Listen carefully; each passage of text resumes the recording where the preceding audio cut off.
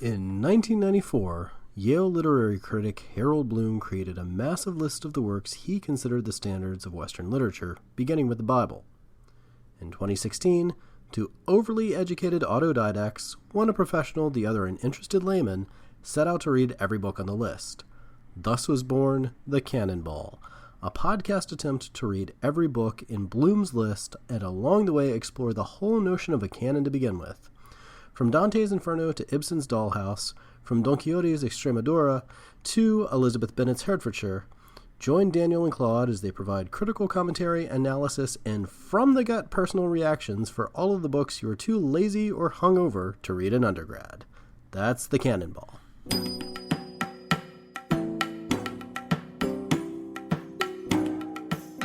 Hello everyone, and welcome to the History of Egypt podcast. Today we have a special interlude, recounting a great discovery early in the 20th century. Dating to the reign of Amenhotep III, the father of Akhenaten, this archaeological find is not as famous as some, but it remains one of the more significant. A glimpse past the royal and elite culture of the palace to people living in slightly more humble conditions. This is the story of Kha the architect, his wife Merit, and their forgotten tomb in the hills west of Thebes. This episode is supported by everyone who has joined the podcast on Patreon. Thank you very much for your generosity, folks. It means a lot to me that people enjoy my work and are willing to help me do more of it. From the bottom of my heart, thank you. And thank you to everyone who is listening, patron or otherwise. Your support is wonderful. I hope you enjoy the show.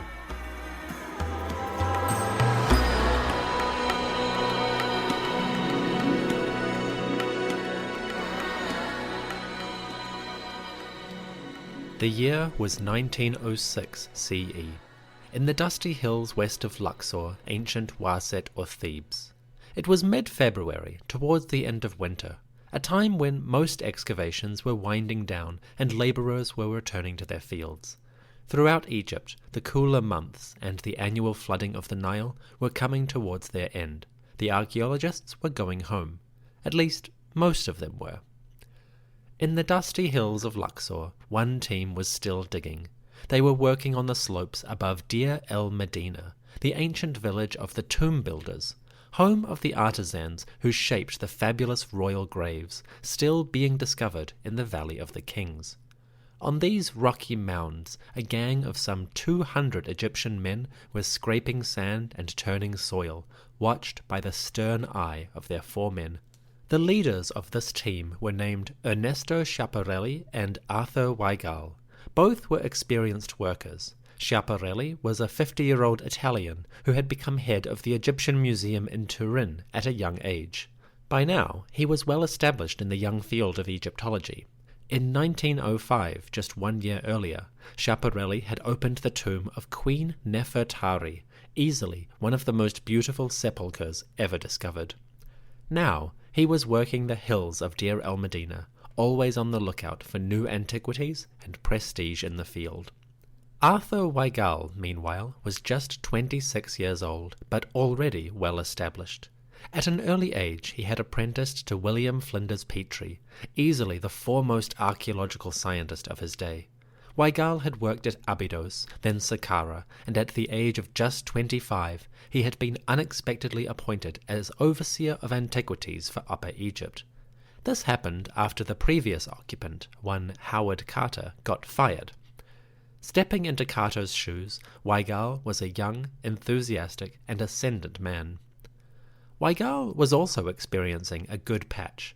In 1905, the same year that Schiaparelli discovered the tomb of Nefertari, Mr. Weigall had been involved in a most spectacular find. He had been part of the team that opened the intact, fully furnished tomb of Yuya and Tuya, parents of Queen T and parents-in-law of Amenhotep III. We witnessed that discovery in episode 97b, when Weigall described Yuya and Tuya's tomb as, quote, "Imagine entering a townhouse which has been closed for the summer. Imagine the stiff, silent appearance of the furniture, the feeling that some ghostly occupants have just been disturbed. That was perhaps the first sensation as we stood, really dumbfounded, and stared at the relics of over 3,000 years ago, all of which were as new as when they graced the palace of Prince Yoya." End quote. Weigall's letters, which he wrote to his fiancée Hortense Schleiter, are a fascinating window into Egyptological exploration at the dawn of the 20th century. You can find a batch of them in an article by one Charles Nicholas Reeves published in 2013, to which I provided a link. Among other things, Weigall's letters include colourful descriptions of his time in Luxor and adorable character sketches of notable men of the time. Caricatures of such luminaries as Howard Carter and Gaston Maspero grace Weigall's letters, adding that all-important flavour to the stories of great discoveries. Anyway, in early 1906, Weigall and Schiaparelli, the head of the excavation team, were working in the hills above Deir el-Medina, the village of the tomb builders. In this ancient community lived the artisans, painters, sculptors, and architects that created the great tombs. Together with their families, these middle-class specialists helped construct the most beautiful graves of any culture anywhere in the world. Sepulchres of the Valley of the Kings, the Valley of the Queens, and the tombs of the nobles bore their handiwork, along with many smaller monuments belonging to their own leaders. It was this cemetery, the cemetery of the workers themselves, that Schiaparelli and Weigall were investigating. Early in 1906, the team had been working for about 4 weeks already. It was hot, dry, and laborious. 200 Egyptian men clearing sand, hoping to find something that would make the expedition worthwhile. Fortunately, they were about to find it. One lucky day, some of the workers at last uncovered something. A flight of steps cut into the earth, running steeply down towards a passageway. Choked with debris from the ancient excavation and burial, this passage cut its way into the hillside before arriving at a solid wall of stones piled together in a barrier. Schiaparelli, Weigall, and their team photographed the wall, then removed it, revealing a long tunnel with a low roof leading further into the mountain. At the end of this second passageway, another wall of rough stones blocked the corridor. With growing excitement, the investigators realized that both of the walls, outer and inner, were actually intact, with no breakages from robbery. This meant that, whatever secrets lay on the other side, they seemed to be undisturbed since ancient times. Again, the excavators photographed the blockage and had it removed. With the stones gone, a third corridor revealed itself. The ceiling was about 6 feet high, but sloping downward towards a third and final blockage. Before they could get to that last obstacle, though, the excavators had to appreciate their luck. Arranged to one side, somebody had placed a number of items along the left-hand wall. In the gloom, the men could see baskets, pottery, and wooden furniture, including a stool, a carrying pole, and even a bed. These items seemed to be leftovers from an ancient funeral procession, deposited in the corridor when the mourners had finished. Such goods suggested a tomb undisturbed since the original moment of its sealing. 16 years before the discovery of Tutankhamun, intact burials were still a rarity. This was an exciting day indeed. Looking past the objects scattered along the wall, the excavators faced one final barrier.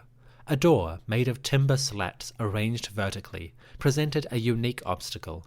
It had a locking mechanism made of wood, and a bronze handle was connected to the frame, sealed with clay. Looking at this arrangement, the investigators were amazed, and a beautiful blonde moment ensued. Quote, "The whole contrivance seemed so modern that Professor Schiaparelli called to his servant for the key, who quite seriously replied, 'I don't know where it is, sir.'" End quote. Facing a wooden door which seemed fresh, the excavator Schiaparelli understandably had a moment of confusion. Mistaking it for a recent construction, the professor assumed that it was accessible by modern means. When disabused, the Italian archaeologist went one more beautiful step further. Quote, "The professor then thumped the door with his hand to see whether it would be likely to give. And as the echoes reverberated through the tomb, one felt that the mummy in the darkness beyond might well think that his resurrection call had come." Knocking on the door, Schiaparelli seemed to be summoning the very spirits of the dead to rise and open the way. For Arthur Weigall, watching and commentating, the moment was profound, and although it seems slightly absurd a century later, at the time it may have been as though the occupant was about to rise from his sleep and return to the world of the living. Which, in a way, he was. The door was removed carefully and taken away for preservation. With the way open, Schiaparelli and Weigall could now get a glimpse at the wonders behind the wood. What they saw was a sight for the ages. From the gloom, wonderful sights emerged. 2 huge sarcophagi dominated the space, their black painted wood gleaming dully. Shrouds draped over their tops, just as the mourners had left them, and piled up around the room, boxes, furniture, and baskets revealed the grave goods untouched for 3,300 years. Schiaparelli and Weigall had discovered an intact burial, untouched since the day the tomb was sealed. It was a most spectacular find, one that still is technically unmatched. Who did these sarcophagi belong to? Who were the owners of this tomb? Well, let's find out. It is time to step back further and meet the individuals whom Schiaparelli, with his loud banging, was disturbing so rudely. 2 Egyptians, a man and a woman, were about to emerge from 3,300 years of darkness.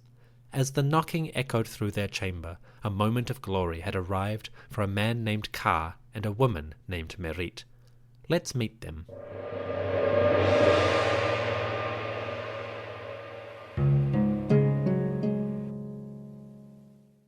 Kha and Merit lived between 1450 and 1390 BCE, approximately.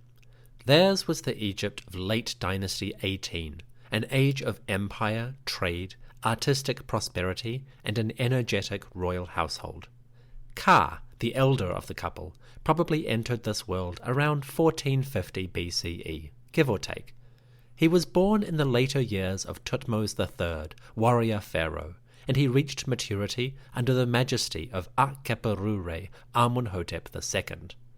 As an adult, Kha would enjoy a long and distinguished career, serving Amenhotep II, his successor Thutmose IV, and his successor Amenhotep III, the dazzling sun disk of Egypt. Over 4 decades of work, Kha would become a respected and valued servant of the royal house. In typical Egyptian fashion, we know far more about Kha than we do Merit. His career and service to the state have left many clues, not least of which are the tools which he used in his job and preserved in his tomb. Kha took these instruments with him to the afterlife, and they provide a wonderful glimpse at his work and tasks. Kha was a builder. Specifically, he was an overseer of royal works, the person who designed monuments, managed projects, and took responsibility for their completion. He's often described as an architect, but it might be more accurate to call him a surveyor, a planner, and an organizer. Instead of imagining a man seated at a work table, drawing schematics and blueprints for structures, we should probably imagine Kha out in the sun with a piece of string and some measuring tools. Kha, overseer of royal works, was the type of man who made Pharaoh's ideas a reality. For this, he became wealthy and respected. Early in his career, Kha received a reward from the king of Egypt, Amenhotep II. A gold measuring rod, inscribed with Amenhotep's cartouches, is one of the more eye-catching pieces of Kha's burial goods. This rod measures 1 cubit long, about 52 centimeters or 1.7 feet, and it seems to have been a gift from the pharaoh himself, a recognition of good service to the crown. What exactly did Kha do? Well, that's tricky. We're not sure, but it is entirely possible that Kha was responsible for planning or overseeing the construction of royal tombs. The sepulchres of Amenhotep II, Thutmose IV, and Amenhotep III are similar to those of the early 18th dynasty, but they collectively display a number of refinements and innovations. It is tempting to imagine that a single designer was responsible for the plan of all 3 tombs. In that hypothetical scenario, it's possible that Kha was the one who perfected the design. Unfortunately, we can't be sure of that, The tomb of Kha itself is undecorated, and he doesn't mention a specific monument or project in any of his titles. So it's impossible to know. Maybe Kha designed tombs, maybe not. All we can say for sure is that the man worked on royal building projects and received rich rewards for his service. As for Merit, well, we don't know nearly as much. Based on her mummy, she was probably born around 1430 BCE. She lived through the later reign of Amenhotep II, the full reign of Thutmose IV, and the first few years of Amenhotep III. In that time, she grew up, married Kha, bore 3 children, and finally died around the age of 30. At the time of her passing, Merit was about 1.6 meters tall, or 5'2", and she still had reasonably good teeth. And that's really all we know about her as a human being. Merit died first, many years before her husband. We know this because the majority of their tomb goods have his name on them, suggesting that after Merit died, Kha continued using all of their domestic furniture. Only when he passed did the household's bed, chairs, tools, and various goods go into the sepulchre as well. So, at first, Merit's mummy would have slept in a mostly empty chamber. Her personal effects, some food offering, linen, and maybe a couple of pieces of furniture were all the accoutrement available. It's possible that Merit died quite suddenly or unexpectedly. Although she is buried in a magnificent coffin and wears a beautiful mummy mask, these items were not originally designed for her. In fact, they belong to Kha, and they bear his face. It seems that Kha was preparing his own funerary goods when suddenly Merit passed away. Unprepared for the situation, Kha did the only thing a loving husband could. He donated his own funerary items for her use. The result is slightly amusing in a macabre sense. Merit was about 10 centimeters shorter than her husband, and when they placed her mummy in a coffin that was designed for him, well, let's just say that Merit is tiny by comparison. To keep her body stable, the mourners had to pack Merit's coffin with linen. They surrounded her mummy in a protective layer of cloth, many pieces of which were monogrammed with Kha's name. This is a lovely touch in my mind, a final gesture from a caring spouse who wanted his wife to be safe on her journey. Merit's body went into its borrowed coffin. That anthropoid case was then placed inside a large sarcophagus made of wood and painted with shiny black resin. Nestled inside these 2 layers, Merit's body was ready for eternity. Based on her funerary goods, we can tell that Merit enjoyed a comfortable lifestyle. Her personal belongings included various pieces of linen and clothing. She also had elaborate wigs, which were kept in beautifully painted boxes. You can see images of these items on the podcast website, link in the episode description. Merit's jewellery is particularly fine. Around the waist of her mummy, under the wrappings, the lady wears a girdle made of cowrie shells. She also wears a broad collar made of gemstones and gold, 2 pairs of earrings in the form of golden hoops, and finally a set of finger rings, 4 of them. She also has a necklace made of beads and a beaded bracelet. All of these items seem to have been things Merit might have used in her day-to-day life, and when it came time to bury her, Kha put all of his wife's jewellery on her at once so that she could use it in eternity. As a final gesture, Kha made a last-minute addition to Merit's burial. The lady's mummy mask sits atop her head over the wrappings, but wedged underneath the mask someone had inserted a golden ring. Perhaps the grieving widower Kha made a final contribution to his wife's burial goods. You can imagine him slipping a ring off his own finger and placing it on the mummy just before sealing her coffin shut. Whoever put the ring there, it was an affectionate gesture indeed. Merit probably died somewhere around 1400 BCE, give or take. She was approximately 30 years old at death, and considering how many of her goods were borrowed from Kha, we can guess she passed away in childbirth or perhaps a sudden illness. The exact cause of death is unclear, unfortunately. All we know is that she was young, much younger than her husband, when she passed to the realm of Osiris. Kha lived for several years after his wife. Continuing to work, he eventually reached the ripe old age of 60 before he too succumbed to death. When that day came, the husband joined the wife, and the tomb was prepared for its final burial. Among the many, many objects in this tomb, a few pieces stand out. Firstly, there is the beautiful wooden box which held Merit's cosmetics. A rectangular painted case, decorated with lotus flowers and a checkerboard pattern, holds vases and bottles for her beauty routine. We see a blue alabastron, a type of vessel used to hold oils or perfumes. It's made of high-quality glass and painted with beautiful waves. Also, a tube in the shape of a palm tree, also made of glass and painted with the same pattern. This tube was used for Merit's eye paint brush. You know how mascara brushes are held in a small tube? It's the exact same thing, a near identical type of beauty accessory from 3,300 years ago. We also have Merit's wig, a mass of black human hair styled in plaits. The wig's hair is 54 centimeters long, with 3 distinct tresses, one at the back, 2 smaller ones on each shoulder. The wig was housed in a tall wooden box, shaped like a shrine. To fetch the hairpiece out, one simply lifted the lid and raised it off its support. We actually see Merit wearing this wig in the illustrations of the Book of the Dead, which was placed in their tomb before its closing.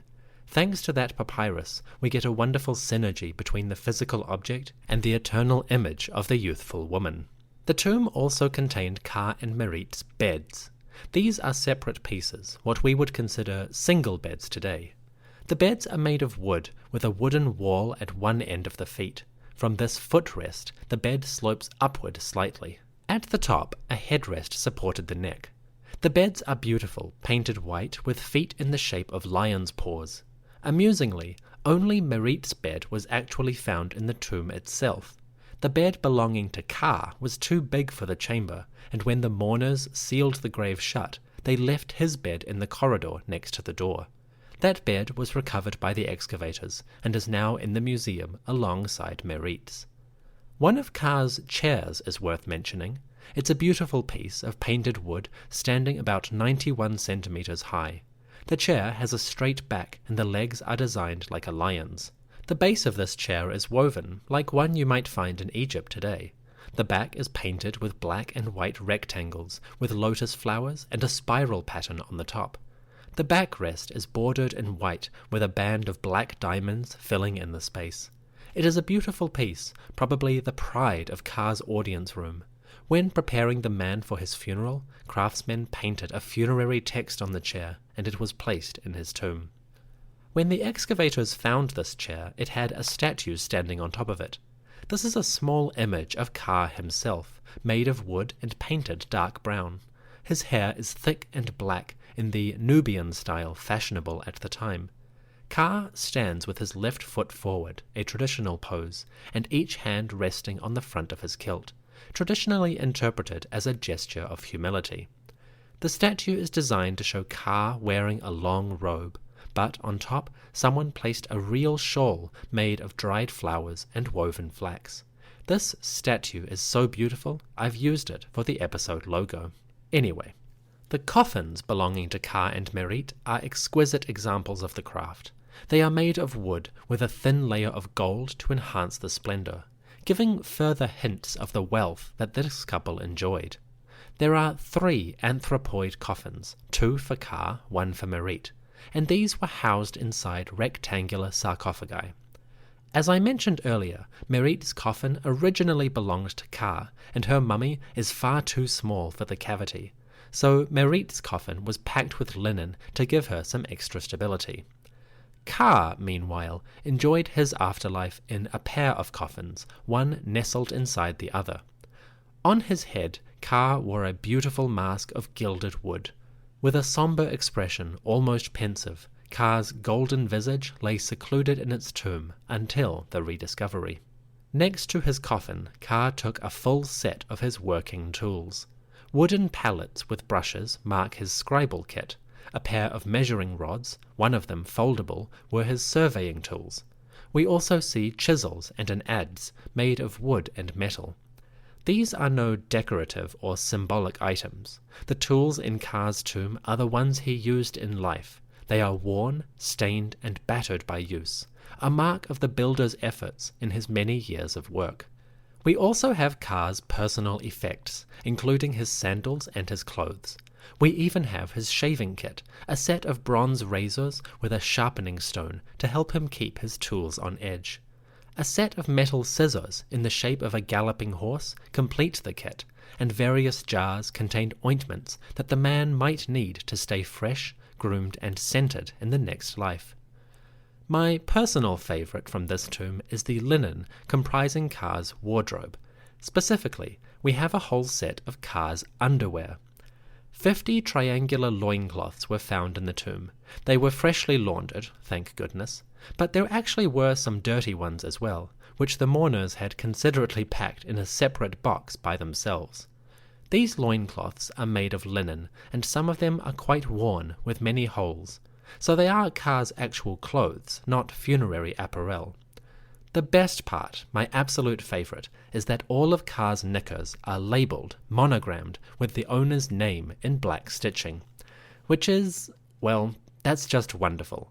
For everyone who has ever labelled their underwear, Kha salutes you. Hey, Grandpa, we need to know your first name. You're making my tombstone! No, we're just curious. All right, let's see. First name.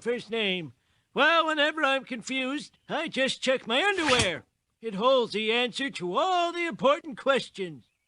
Call me Abraham Simpson. Grandpa, how'd you take off your underwear without taking off your pants? I don't know.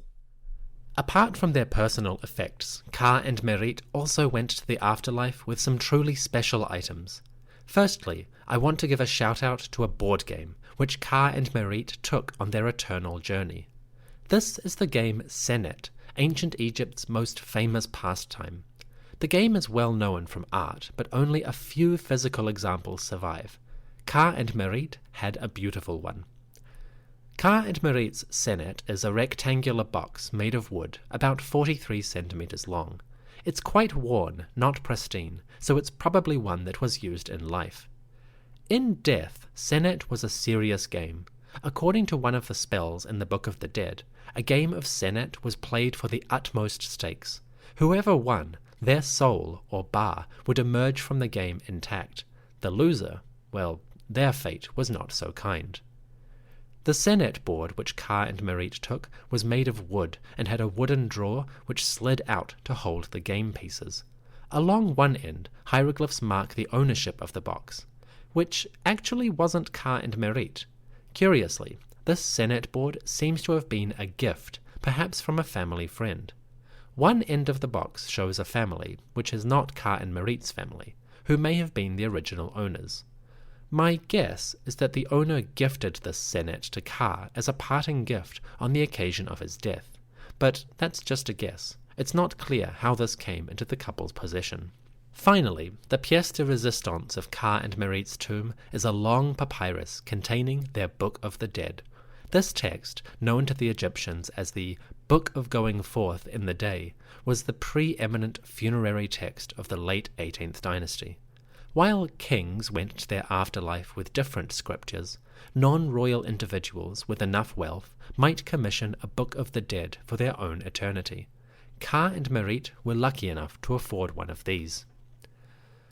The Book of the Dead is written on a papyrus roll some 13.8 meters long, and it contains 33 individual chapters. This text was personalized for the use of Kha and Merit themselves. The couple appear in white linen gowns with scented cones atop their heads. They hold their hands up in adoration before Osiris, who is seated on his throne, green skin standing out from the yellow background.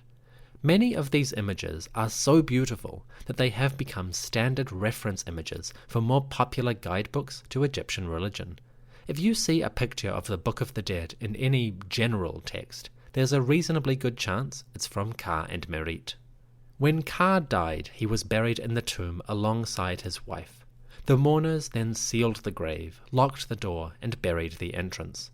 For 3,300 years, the tomb of this couple lay quiet. The years passed, the Egyptian kingdoms flourished and fell. Invaders came to the Nile Valley, religions altered society, and still the couple slumbered peacefully. That is until February 15th, 1906, when sunlight shone on the door once again. On that day, Kha and Merit re-emerged along with their tomb goods. The intact grave contained more than 500 objects belonging to the couple.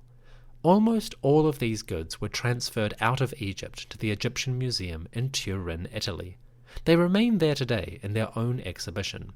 So if you're ever in Turin, swing by that museum and check out the burial goods of Kha and Merit.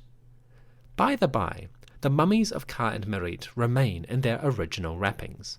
They have never been opened or disturbed except by non-invasive X-ray and CT scans. So points to Schiaparelli and Weigall for resisting the temptation.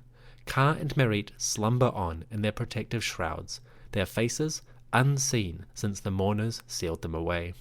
After death, Kha and Merit were survived by 3 children. There was one daughter, also named Merit. We'll call her Merit too. And there were 2 sons, named Nakdef Taneb and Amenemopet. We don't know much about them, except that the youngest son, Amenemopet, donated a stela to his parents. A stela that actually got discovered about 100 years before this tomb was opened. Ironically, Amenemopet's stela for Kha and Merit made its way to Savoy and then to Turin. So the whole family collection is back together by a freak coincidence of history. On February 15th, 1906, a tomb came to light that is unique in Egyptology.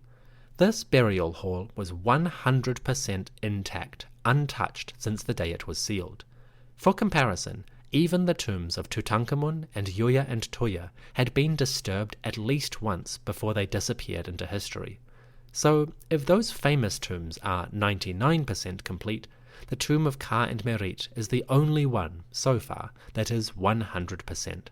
A lucky break for a middle-class couple living 3,400 years ago.